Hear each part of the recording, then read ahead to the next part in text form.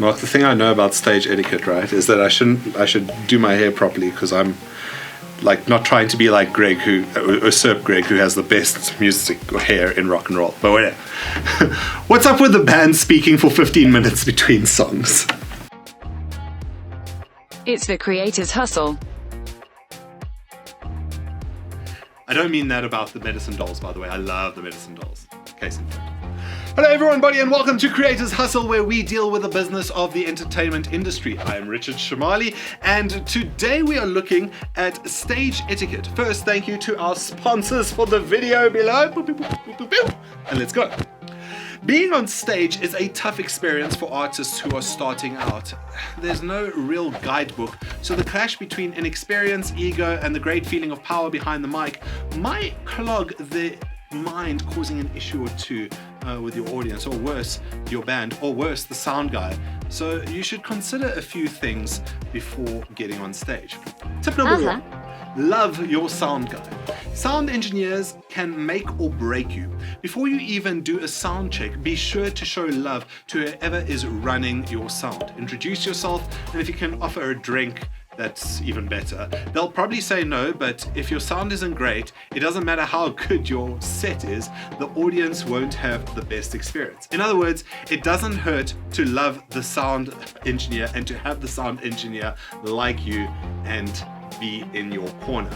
Sound engineers are a special breed of people, happy to work harder and longer than the artist, and usually for significantly less pay. Thing is, nobody likes to be taken advantage of, and even good sound engineers are tough to come by. So if a venue sound engineer doesn't like you, the venue is less likely to hire you again. Being nice to people is something all artists should do, but it happens more than it should that artists talk down to other professionals who are more indispensable than they are. And that's kind of silly, so be nice. Not sucky-uppy nice, but sincerely nice. Tip number 2, work the lineup. If you're on a lineup, understand that lineups are usually curated in a manner that we jokingly say starts with the worst artist you've never heard of, followed by the worst artist you've ever heard of, and then gets progressively better from there. Of course, the joke isn't serious, and if you're first on a lineup, it doesn't make you awful, but it does give a gauge of the curator's feel towards which audiences would want to see you play in. To save costs, some lineups lack an MC, and if that is the case, you should step in. I'll probably do a video of how to MC a festival later. Let me know if you want that in the comments below. But for now, the MC has 2 primary functions: continuity and compelling action from the audience. Continuity is easy to deal with, but you can spice it up. So maybe instead of just asking the crowd if they're excited to hear the next artist, hype them up for it by playing a few bars from the following artist's most popular track, or tell the audience of a cool story that happened backstage. Whatever it is, as long as you can engage the audience to get more excited about the next artist, then you're winning. If there is an MC, check with them if you want if they want anything that.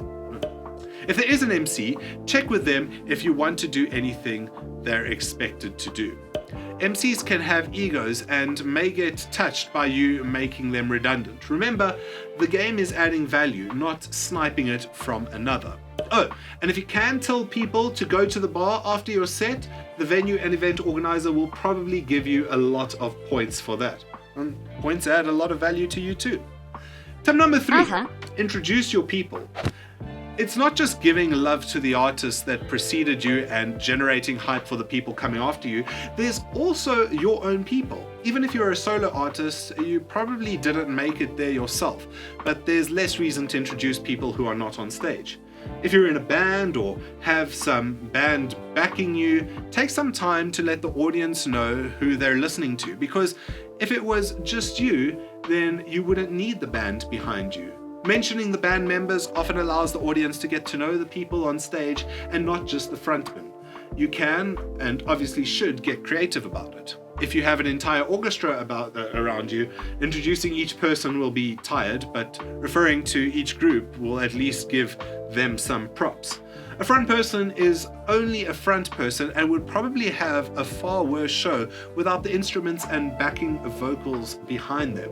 Certainly, it's a function of the front person to be the focal point of a show, but this doesn't mean that they are the entirety of the show. So introducing your band not only makes you feel like you're a good person and a good front person, it also adds value by bringing to the attention of the audience that they're getting more than just a single person. I mean, that much should be obvious to the audience, but certainly pointing it out allows the audience to engage with the entirety of the stage.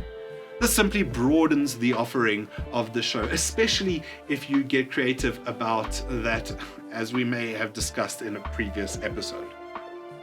Tip number 4, shout-outs.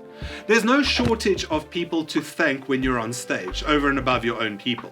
They're the sound people, the venue, the bar, the sponsors. You can certainly give shout-outs to them all. So you need to be strategically realistic about how you go about it if you're going to try for everyone, but preferably pick your favorites and give them shout-outs as much as you can.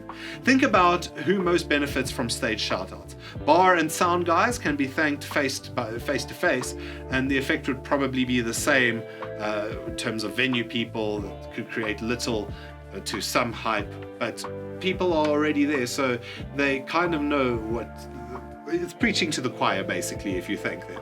But sponsors, oh boy, do they love exposure. And I've discussed this before, but it's worth putting out in here.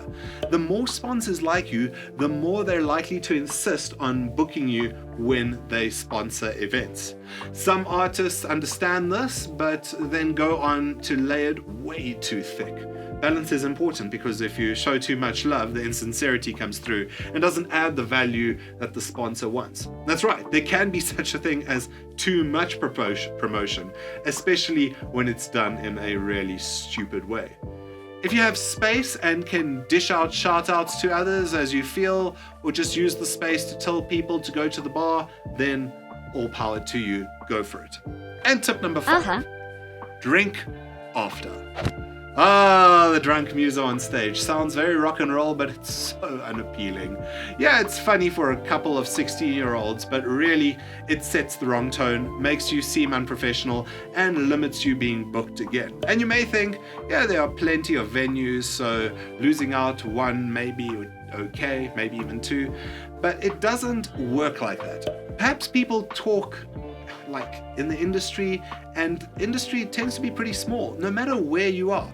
Even if you redeemed yourself later, losing out on a couple of gigs here and there can set your musical journey on the wrong course. So be sure to stay sober until you've done your job. Lots of musicians love getting drunk and other forms of mental manipulation. Sure, there's no getting away from that. But if it were you, delay it until you've done the professional work. As much as it's advised not to go crazy, if you feel you must, then certainly wait until you are done. Ask a lot of established musos about their drunken experiences, and you'll hear some interesting stories. And that's it for the Creators Hustle this week, and I think this season. Mark? Yes. By the way, Mark is being very upset there because this has taken all day to film. Just share it! I don't care if you don't tell YouTube about how great it is, or push buttons, or subscribe, whatever. Share it with your muso friends who might find it useful too. Let us know what else we should do and deal with in next season, because we're done with this season, in the comments below. Show some love! And I should actually say something here.